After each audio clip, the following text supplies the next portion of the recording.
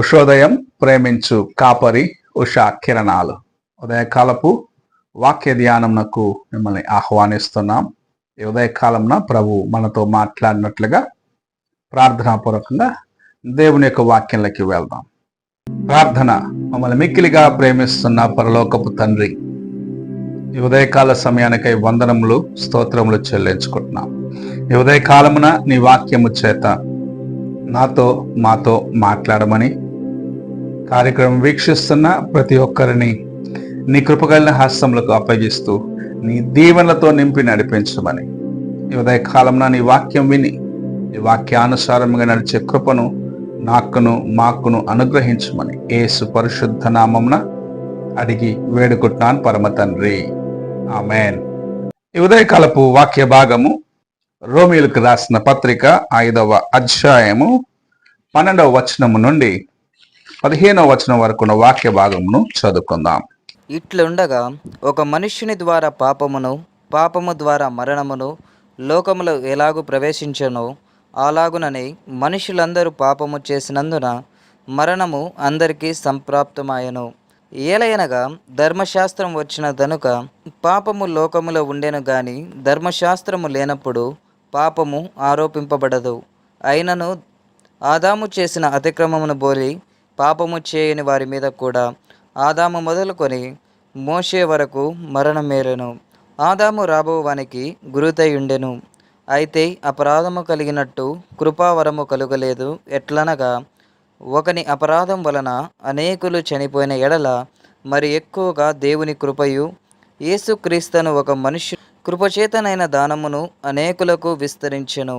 మనము చదివిన వాక్య భాగం యొక్క సారాంశము, ఒక వ్యక్తి ద్వారాగా లోకమునకు పాపము ప్రవేశించినది, పాపము ద్వారాగా మరణము వచ్చినది. అదే రీతిగా యేసు ప్రభు ఒక వ్యక్తి, ఆయన ద్వారాగా సకల మానవులకు విమోచన కార్యమును తండ్రి అయిన దేవుడు సిద్ధపరిచినాడు అన్న కార్యమును మనము చూడగలము. ఆదాము చేసిన పాపము ద్వారాగా తాను తినరాని ఫలమును తిన్నదాన్ని బట్టి భూమి శపించబడినది. భూజనులు ప్రయాసపడి తమ యొక్క ఆహారంను సిద్ధపరచుకునే ఒక పరిస్థితికి త్రోయబడ్డారు.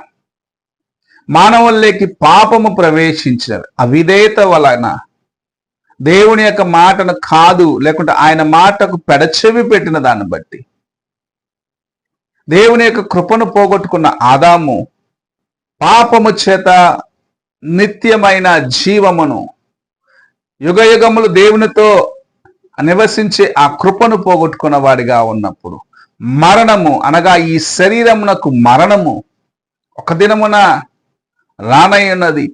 ఆ మరణమునకు మనిషి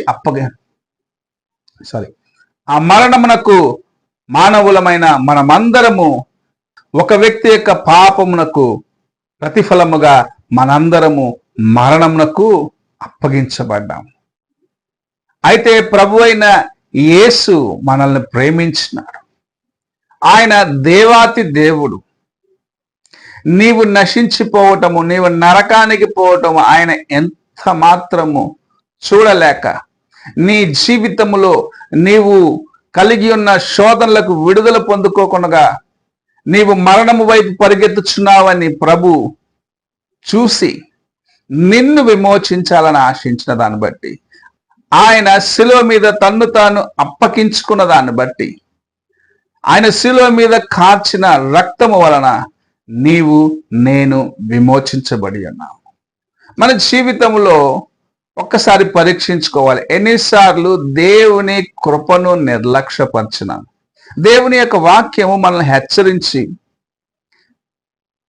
నా ప్రియకుమారుడా, నీవు చేస్తున్న కార్యము దేవునికి విరోధమైనది, దేవుని దుఃఖపరిచేది అని నీకు అనేక సార్లు హెచ్చరించినప్పటికీ నీవు మరలా పాపమును ఆశతో వాంఛతో పాపము వైపు చూస్తూ పాపం ఎద్దకు వెళ్తూ నీ జీవితాన్ని పాడు చేసుకుంటున్నావు.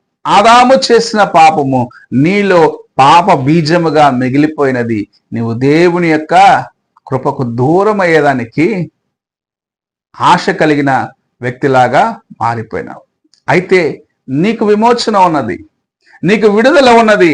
మరణము నుండి, శారీరకమైన మరణంకు మనం అప్పగించబడవచ్చు, కానీ మన ఆత్మ యుగ యుగములు దేవునితో పాటు ఆయన నిత్య రాజ్యములో ఉండాలని ప్రభు ఆశించి తన్ను తాను రిక్తునిగా చేసుకొని తన మరణము ద్వారాగా నీకు నాకు విమోచన కలిగించినాడు. నీవు ఎక్కడికి ఆయన వెళ్ళాలని ఆశించినాడంటే, నీవు జయమును పొంది, ప్రకటన గ్రంథము 3వ అధ్యాయం 21వ వచనము మనము చదివినట్లయితే, జయించు వానికి నేను జయించి నా తండ్రి సింహాసనం పైన కూర్చున్న రీతిగా జయించు వానికి నాతో పాటు సింహాసనము పైన కూర్చుండే ఆ కృపను ఇస్తానని ప్రభువు చెప్పటం చూడగలం. అనగా నీవు ఈ లోకములో శోధనను జయించి, నీవు జయించిన తరువాత పరలోకమునందు యేసు ప్రభుతో పాటు కూర్చొని ఎవరు చూడలేని ప్రకాశమున కూర్చున్న తండ్రిని చూసేదానికి నీకు తన కృపనివ్వాలని ఆశిస్తూ ఉన్నాడు. ఈ ఉదయకాల సమయమున నీవు పాపము ద్వారాగా మరణించిన వ్యక్తిగా ఉంటావా? లోకమునకు కాదు, నిత్యమైన మరణానికి అప్పగించబడిన నిన్ను విమోచించిన ప్రభు నీవు పాపము నుండి విడుదల పొంది దేవుని యొక్క కృపచేత విమోచించబడి ఈ లోక యాత్రను నీవు ముగించిన దినమున ఆయన సింహాసనమున కూర్చుండే ఆ కృపను ప్రభు నీకు ఇవ్వాలని ఆశిస్తూ ఉన్నాడు. ఈ ఉదయకాలమున నీవు ఎలాంటి మనస్సు కలిగిన వ్యక్తిగా ఉన్నావు? నీవు ఇంకా జీవిస్తున్నావా? అనగా శారీరకమైనది కాదు, ఆత్మలో జీవిస్తున్నావా? పాపమునను ఎదిరించి పాపమునకు విరోధముగా నీవు నిలిచి దేవుని కొరకు నిలబడి జయ జీవితమును పొంది ఉన్నావా? దేవుని చేత విమోచించబడిన అనుభవంలో ఉన్నావా అని నిన్ను నీవు ప్రశ్నించుకోవాలి. నీవు జయించిన ఎడల దేవుని యొక్క కృపను నీ జీవితంలో అనుభవించగలవు. ఆయన యొక్క సింహాసనమును ఎక్కి కూర్చుండేదానికి, లేకపోతే ఆయనతో పాటు కూర్చుండే ఆ కృపను ప్రభు నీకు ఇవ్వాలని ఆశిస్తూ ఈ ఉదయకాల సమయంలో మాట్లాడుతూ ఉన్నాడు. ఆయన కృపను సంపాదించుకునేదానికి ప్రతిదినము ప్రయాసపడదాం. పాపమునకు దూరముగా దేవునికి సమీపముగా ఉండటానికి నీవు దేవుని యొక్క హస్తములకు అప్పగించుకో. ప్రార్థన చేసుకుందాం. మమ్మల్ని మిక్కిలిగా ప్రేమిస్తున్న పరలోకపు తండ్రి, ఈ ఉదయ కాలమున నీవు ఇచ్చిన కృప కొరకు వందనాలు. నీవు మమ్మల్ని విమోచించి నీతో పాటు యుగ యుగములు మేము నివసించాలని ఆశించి దేవా మాకు విడుదలనిచ్చినావు.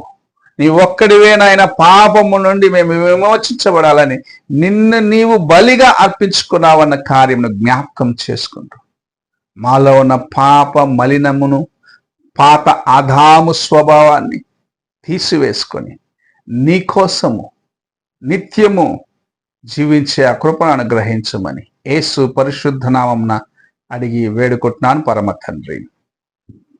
ఆమేన్.